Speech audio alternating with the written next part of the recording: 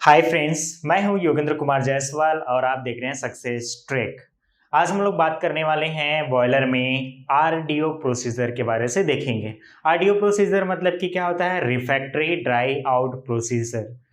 तो ये आपके लिए मोस्ट इन्फॉर्मेशन वीडियो हो सकता है क्योंकि यहाँ से बहुत सारे क्वेश्चंस पूछे जाते हैं, चाहे वो आपके इंटरव्यू में हो, चाहे बीओई के एग्जाम में हो। यहाँ से डेफिनेटली आपसे क्वेश्चंस पूछे ही जाएंगे, तो बने रहेगा वीडियो के अंत तक। चलिए, कैसे हम लोग आरडीओ प्रोसीजर को करते हैं और क्या क्या पैरामीटर्स को ध्यान में रख करके उसको किया जाता है। तो यदि आप अगर बॉयलर लाइटअप प्रोसीजर का अगर जानते हैं तो उसके बाद हम लोग इसका आगे का देखेंगे। अगर लाइटअप प्रोसीजर चाहिए तो मैं और बना दूंगा लाइटअप प्रोसीजर क्या होता है, कैसे उसको किया जाता है बॉयलर को लाइटअप। तो चलिए, आज हम लोग देखेंगे सिर्फ और सिर्फ आरडीओ प्रोसीजर के बारे से।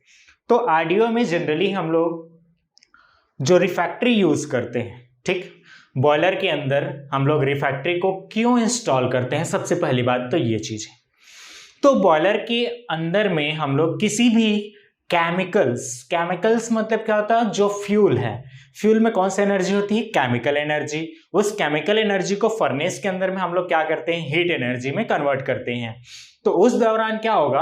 अगर वहां से हीट स्केप हो जाएगा तो बॉयलर की इफिशियंसी क्या हो जाएगी? डाउन हो जाएगी। प्रॉपर हम लोग वहां से स्टीम नहीं बना पाएंगे। इसीलिए क्या करते हैं, वहां पर हम लोग एक रिफैक्ट्री की दीवार बनाते हैं। रिफैक्ट्री और कास्टेबल का रहता है और बाहर में ग्लास और मेटल सीट प्लेट भी लगाया जाता है। तो जो रिफैक्ट्री होता है वो क्या करेगा? फर्नेस के अंदर जो हीट जनरेट हो रहा है उसको वो रोकने का काम करता है, मतलब कि बाहर बॉयलर के सेल से बाहर निकलने से रोकता है, ठीक है। और ट्यूब को क्या करता है? ओवरहीट होने से भी बचाता है कई जगह पर। जैसे कि क्या करते हैं, जहां पर हम लोग को फायर होता है, फायर बॉल बनता है, उस एरिया में हीट जो है बहुत ज्यादा होता है। अगर वो किसी डायरेक्ट अगर ट्यूब को टकराएगा तो क्या कर सकता है? उसको बहुत ज्यादा ओवरहीट कर सकता है। शॉर्ट टाइम या फिर लॉन्ग टाइम का ओवरहीटिंग जो होता है उससे क्या होता है? ट्यूब फिर फट जाते हैं, है ना। तो आरडीओ प्रोसीजर के दौरान हम लोग देखेंगे कि आरडीओ को कैसे उसको रिफैक्ट्री डाई आउट किया जाता है। तो सबसे पहले आप देख लेते हैं आरडीओ मतलब क्या होता है? रिफैक्ट्री। तो रिफैक्ट्री का क्या क्या मेटल से हम लोग उसको बनाते हैं या फिर उसको बनाने के लिए क्या क्या प्रोसीजर अपनाया जाता है उसको थोड़ा सा देख लेते हैं। यहां पर लिख दिया हूं मैं। कई लोग बोल रहे थे कि इंग्लिश में थोड़ा सा बताइए करके, किसी किसी को समझ में नहीं आता था। ये उसके लिए है, बाकी हिंदी में आपको पूरा बताते जाऊंगा। तो फर्स्ट देख लेते हैं। Like all refractory material they must be properly dried to achieve their design strength. मतलब किसी भी डिवाइस को अगर आप बना रहे हो, मान के चलो कोई एक डिवाइस बना रहे हो या फिर कोई ब्लॉक बना रहे हो, तो उसका एक मेन पर्पस होता है ना। तो बॉयलर में जो हम लोग रिफैक्ट्री बना रहे हैं उसका भी किसी न किसी तरह से एक मेन पर्पस है ना।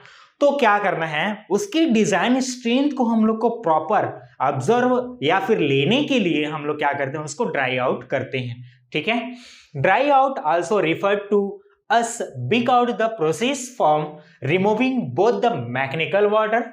मैकेनिकल वाटर क्या होगा? At during the mixing process. Mixing process के दौरान जो हम लोग वाटर यूज कर रहे हैं उसको। एंड केमिकल वाटर क्या होगा? Originally added in manufacturing from the refractories. जब हम लोग रिफैक्ट्री को तैयार करते हैं उस समय जो हम लोग वाटर उस पर ऐड करते हैं वो कहलाता है केमिकल वाटर। और मैकेनिकल वाटर क्या होगा? जहां पर हम लोग जब फर्नेस की वॉल को बनाते हैं रिफैक्ट्री के थ्रू, तो वहां पर जो पानी प्रोवाइड किया जाता है उसको बोलते हैं मैकेनिकल वाटर। तो chemical water and mechanical water दोनों को ही हम लोग को ड्राई आउट के थ्रू उसको बाहर करना है। अगर वो ड्राई आउट नहीं होगा तो क्या हो सकता है? वो गिर जाएगा वाइब्रेशंस की वजह से और वहां से वो प्रॉपर हीट को एस्केप कर देगा और हीट को वहां से रोक नहीं पाएगा। तो ड्राई आउट के दौरान क्या किया जाता है? मैकेनिकल वाटर और केमिकल वाटर को रिमूव किया जाता है, ठीक है। नेक्स्ट है बॉयलर रिफैक्ट्री मटेरियल्स। अब जो रिफैक्ट्री की मटेरियल्स होती है वो क्या होती है उसको देख लेते हैं। Refractory material are use in boiler contain the heat generated by burning fuel in furnace. Furnace के अंदर जो हम लोग फ्यूल जलाते हैं उस हीट को क्या करता है, वो फर्नेस के अंदर ही सिमट के रखता है, मतलब वहां से हीट को एस्केप होने नहीं देता है।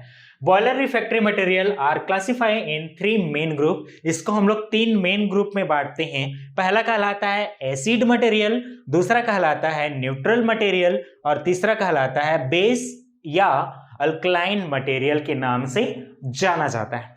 तो जनरली जो एसिड मटेरियल होता है, जो कि एसिड से बनाया जाता है, एसिड मतलब कौन कौन सा होगा, दे कंसिस्ट ऑफ क्ले मिट्टी और क्वार्टर्स, सिलिका, जेमेस्टर एंड सैंडस्टोन के द्वारा जो बनाया जाता है उसको बोलते हैं हम लोग एसिड मटेरियल के नाम से जाना जाता है। नेक्स्ट है न्यूट्रल मटेरियल। न्यूट्रल मटेरियल में देखेंगे तो कंसिस्ट ऑफ ग्रेफाइट। ग्रेफाइट क्या है, कुचालक होता है, और क्रोमाइट और एल्यूमिना, ये सारी चीज क्या है, हीट के कुचालक होते हैं। कुचालक मतलब अगर सुचालक होगा तो क्या हो जाएगा, थर्मल कंडक्टिविटी उसकी बहुत ज्यादा होगी, लेकिन जो हम लोग यूज कर रहे हैं उसकी थर्मल कंडक्टिविटी क्या होती है, कम होगी, क्योंकि वो हीट को वहां से रिमूव नहीं होने देता। नेक्स्ट है बेस और alkaline material, consist of lime, zirconia and magnesia. Lime, zirconia and magnesia के द्वारा जो बनाया जाता है उसे बोलते हैं बेस या फिर अल्कलाइन मटेरियल के नाम से जाना जाता है।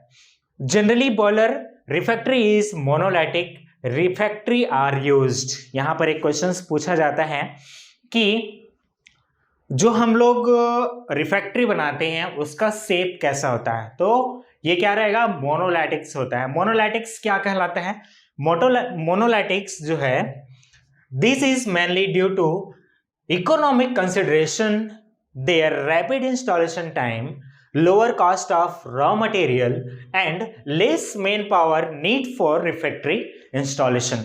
मतलब कि क्या हो रहा है, अगर हम लोग मोनोलिथिक्स रिफ्रैक्टरी का उपयोग करते हैं, मोनोलिथिक्स रिफ्रैक्टरी क्या कहलाता है उसको देख लेते हैं। Monolithics refractory it has lattice point at the 8 corner of the unit cell.